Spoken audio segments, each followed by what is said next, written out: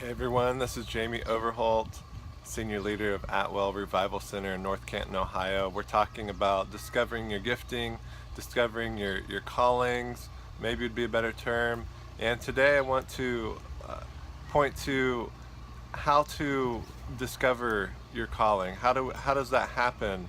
Uh, what's the best way to go about that? Maybe like I've said before, maybe you've heard God say, "This is who you are. This is what you're going after. This is where I'm taking you."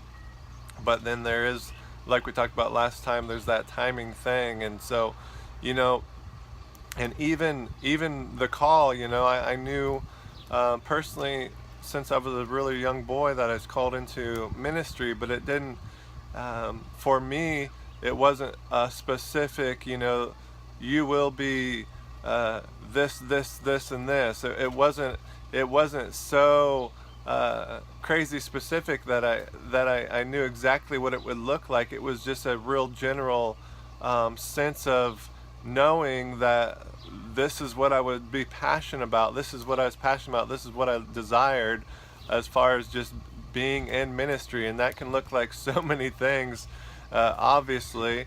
And I always did think it would be in a preaching type, and certainly it is, but that doesn't necessarily mean that I've known every detail of how to get there, and I've known how that should work out, how that should play out. And so one of the things I want to talk about as far as your discovering your calling, or kind of the process of moving towards it, because that is part of it. It's like you can be told that you're going to be an all-star ballerina or an all-star baseball player or whatever, but if you don't start trying some things out, if you don't start exercising some muscles, if you don't start getting with people who are where you're going and things like that, then you'll never get to, or you'll have a much harder time, or slower time at least, getting to your destination. If we can surround our life with people who are, generally speaking, in the place where we are wanting to go, we'll have a faster track of maturity, a faster track to getting to the place where we're going, because they've already went down those roads.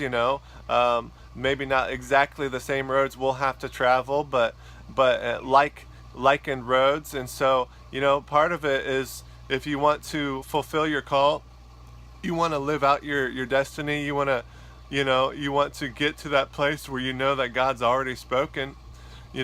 Step one is kind of, you could say, having mentors. And sometimes I get it. We don't have the some of us are blessed with God giving mentors in our life, and some people just like, do I smell or what? Nobody wants to mentor me, or I don't have a spiritual father, spiritual mother, or whatever. And so, you know, but I believe with prayer and things like that God can certainly send those, if not person to person, which is nice.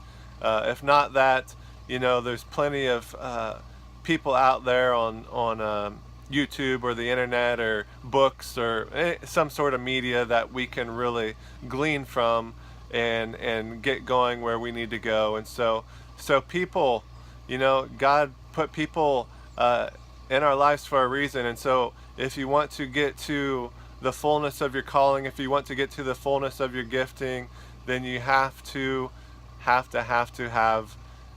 people who are already at least heading towards that general place that you know of, so that you can then also head towards that same place as well. So I hope that blesses you. I hope that makes sense. And I hope that if you don't already have somebody in your life who's like a mentor type, or you're not already listening to, reading up on someone who you really think is going the same place, then I pray that God would show you someone out there that is going the place that you're going, that you can really look up to, that you can really glean from. All right, be blessed.